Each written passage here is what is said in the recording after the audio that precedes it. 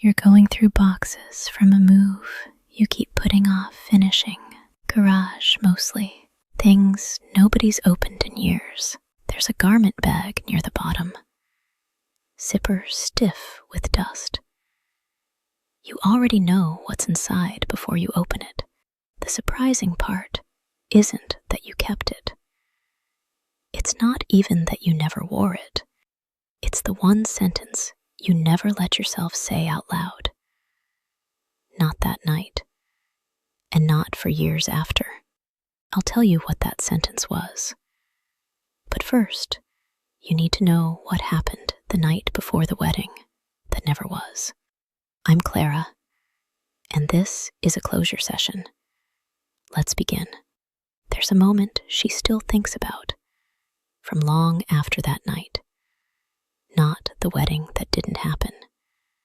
An envelope, years later, sitting in her mailbox for 11 days before she could make herself open it.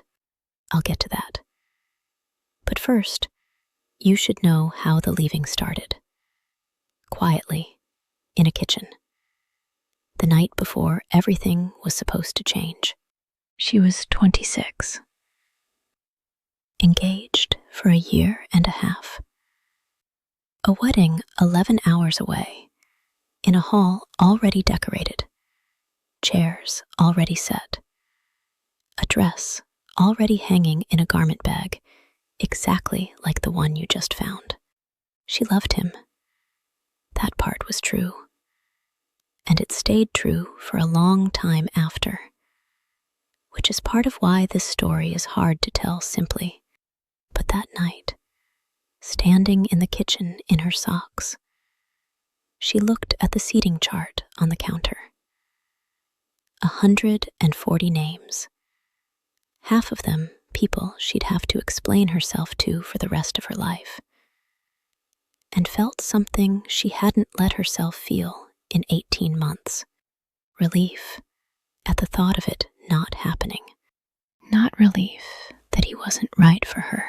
Exactly. Relief that maybe, if this stopped, she could stop being the version of herself she'd built to fit this particular life.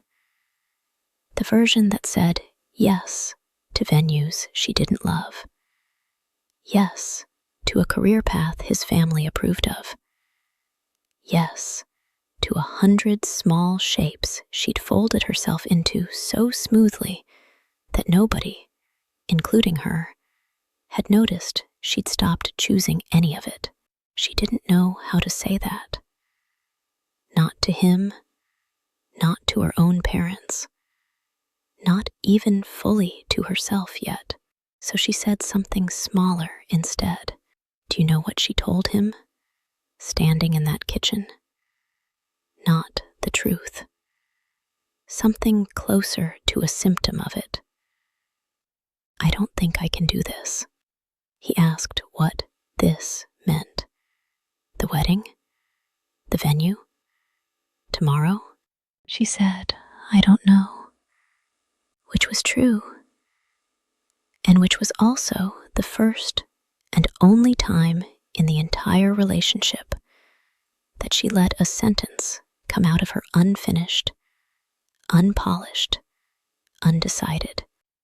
And it terrified her so much that she left the room before he could ask again. That night, she packed one bag. Not for the wedding, for leaving. She left before sunrise, left the ring on the counter next to the seating chart, and drove to her sister's apartment 2 hours away without calling ahead. She didn't call him. Not that day. Not that week. My friend, if you've ever left something, a relationship, a room, a version of your own life, without giving the person a real explanation, I want you to hear something gently before we go further. Betrayal reflects something broken in the person who betrayed, not a verdict on the person betrayed. But this story isn't about him betraying her. It's about the quieter, harder version of that sentence, the one almost nobody says out loud. Sometimes the person doing the leaving is the one who breaks something, even when the leaving itself was right. She spent the next several years believing the story was simple. She left. He was hurt. That was the whole shape of it. And she carried it like a debt, with a fixed, familiar weight. Heavy, but at least it was a shape she understood. But the moment with the envelope, the one I mentioned, hadn't happened yet. In the years right after, she rebuilt her life in small, deliberate pieces. Changed jobs twice. Moved cities once. Let herself want things out loud again. A version of tired honesty she hadn't practiced since she was a teenager. Some of it felt like healing. Some of it just felt like running with better shoes on. She dated carefully and noticed something uncomfortable each time it got serious. The same quiet folding in began to happen again. A little. The same instinct to smooth herself into whatever shape the room wanted. She started therapy the year she turned 30. Not because of the wedding specifically, but because a friend said something offhand. You always agree so fast. It's like you already know what everyone wants before they say it. And it landed somewhere she couldn't shake. In therapy, she talked about the wedding for the first time in detail. Expected to talk about him. Ended up, instead, talking about her mother's face at every family dinner growing up, whenever she disagreed with anything.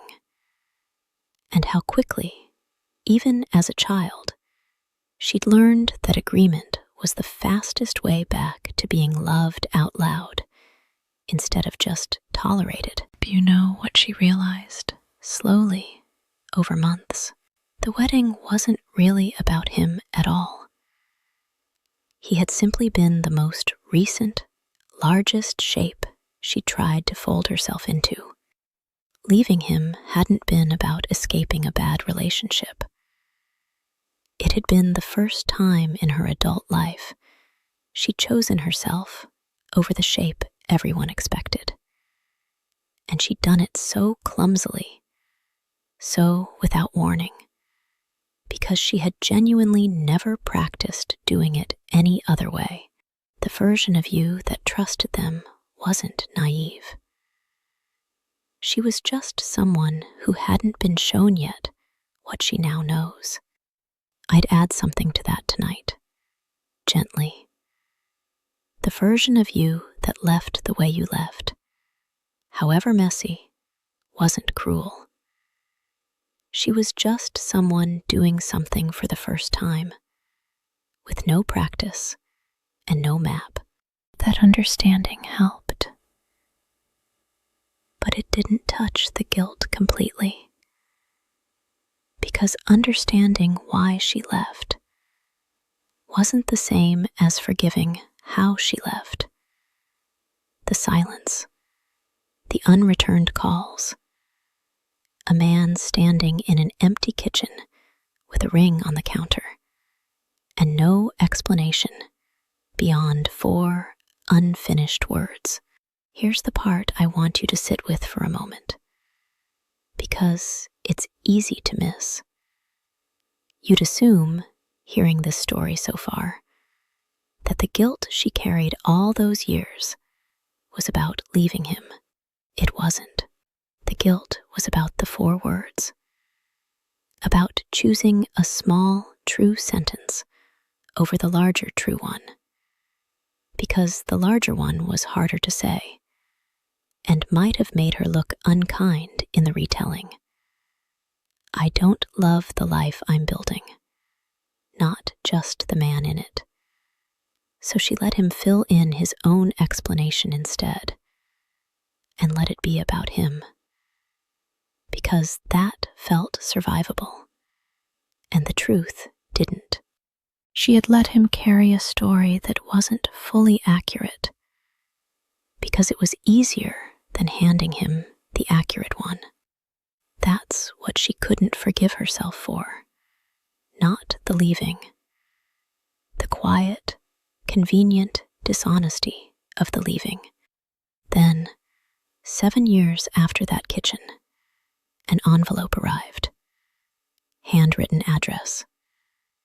A wedding invitation. His. Someone he'd met 2 years earlier.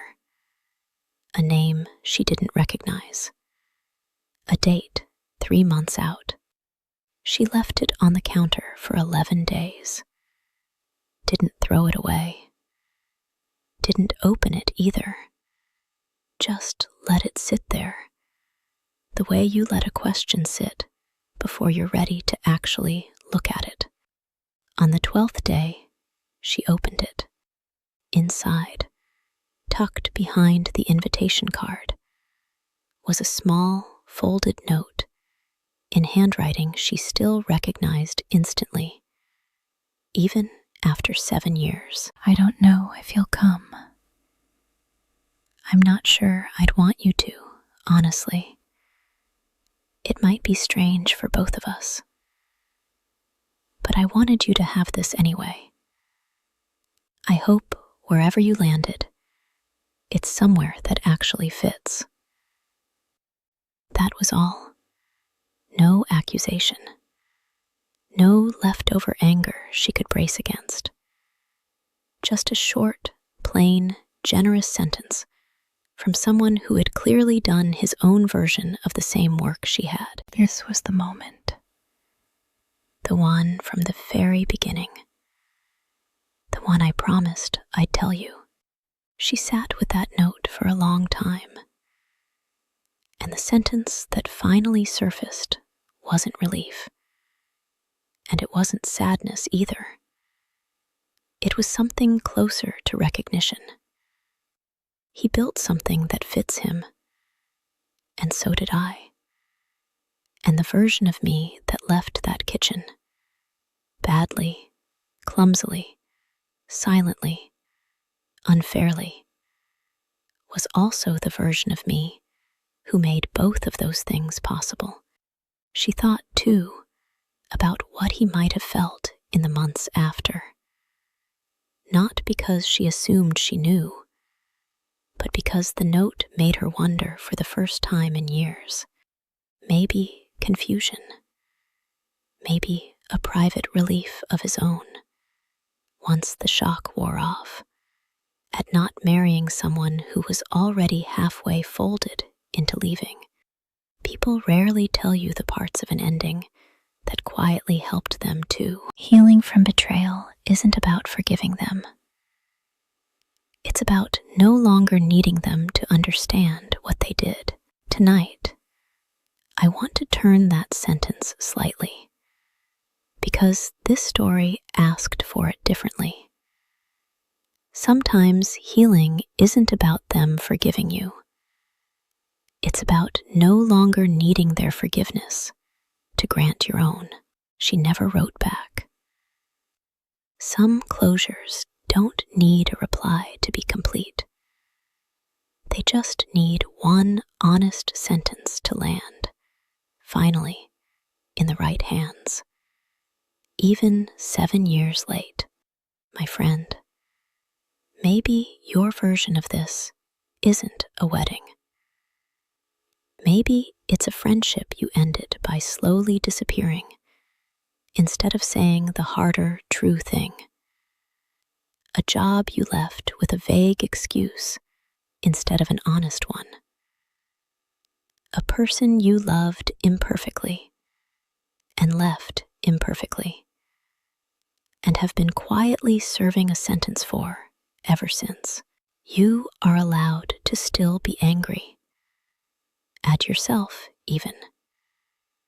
That doesn't heal on a deadline either. Some endings are ambiguous and never get formal closure. Healing comes through ritual and self-made meaning, not from waiting for an explanation that may never arrive. You may never get an envelope. You may never get a generous, unexpected sentence handed back to you 7 years later.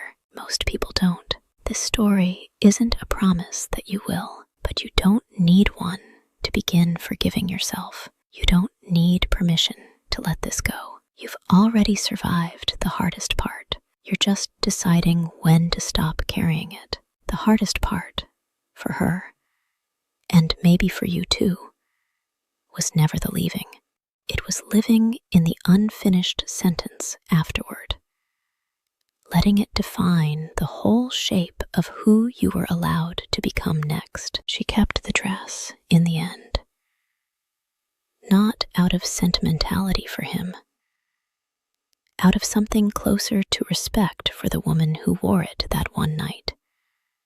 Tried it on, looked in the mirror, and felt the first flicker of a truth she didn't have the courage to say cleanly yet, and left anyway, badly, honestly trying her best with the tools she had at the time.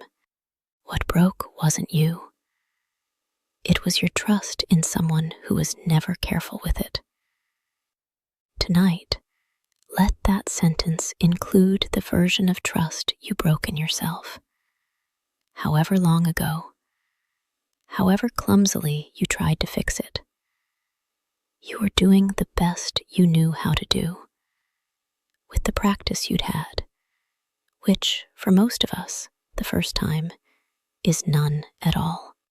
If you're the one who left, a person, a life, a version of yourself everyone else had already gotten comfortable with, I hope you'll let this be the night you stop only asking whether the leaving was justified, and start asking instead whether you've forgiven the person who did it as clumsily as anyone does anything for the first time. Whatever you're releasing tonight, let it go quietly. It doesn't need a big goodbye. It just needs you to stop holding on. Take one slow breath with me. In and out. Good. You made it through today.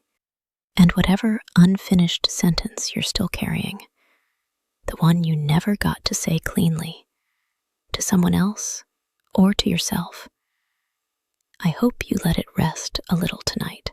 Good night. I'm glad you are here tonight.